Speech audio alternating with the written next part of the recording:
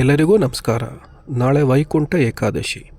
ನಾಳೆ ಬೆಳಗ್ಗೆ 7:53ಕ್ಕೆ ಪ್ರಾರಂಭವಾಗಿ ಮರುದಿನ ಅಂದರೆ 31ನೇ ತಾರೀಕು ಬುಧವಾರ ಬೆಳಗಿನ ಜಾವ 5:03 ಏಕಾದಶಿ ಇರುತ್ತೆ.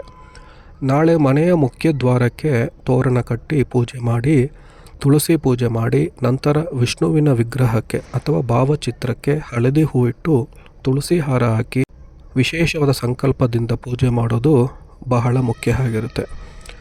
ನಾಳೆ ವಿಷ್ಣು ಸಹಸ್ರನಾಮ ಕೇಳೋದ್ರಿಂದ ಅಥವಾ ಓದೋದ್ರಿಂದ ನಮ್ಮ ಸಕಲ ಜನ್ಮದ ಪಾಪಗಳು ನಿವರ್ತಿಯಾಗಿ ಮೋಕ್ಷಕ್ಕೆ ದಾರಿ ಮಾಡಿಕೊಡುತ್ತೆ.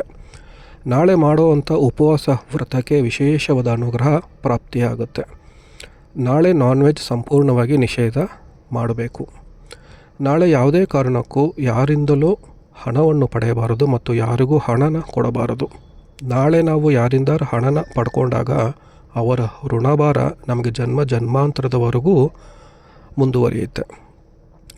ಓಂ ನಮೋ ನಾರಾಯಣಾಯ ಈ ಮಂತ್ರನ ಬೆಳಗ್ಗೆ ಮತ್ತು ಸಂಜೆ 108 ಬಾರಿ ಜಪ ಮಾಡೋದ್ರಿಂದ ನಮ್ಮ ಸಕಲ ಇಷ್ಟಾರ್ಥಗಳು ಶೀಘ್ರವಾಗಿ ನೆರವೇರುತ್ತೆ.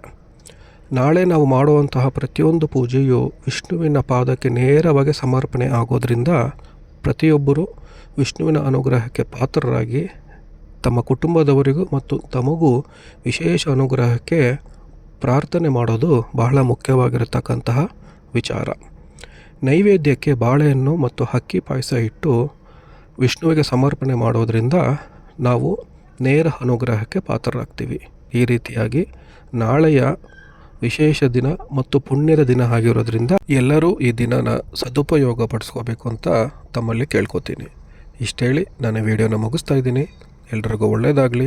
ಜೈ ಶ್ರೀರಾಮ್, ಜೈ ಭುವನೇಶ್ವರಿ.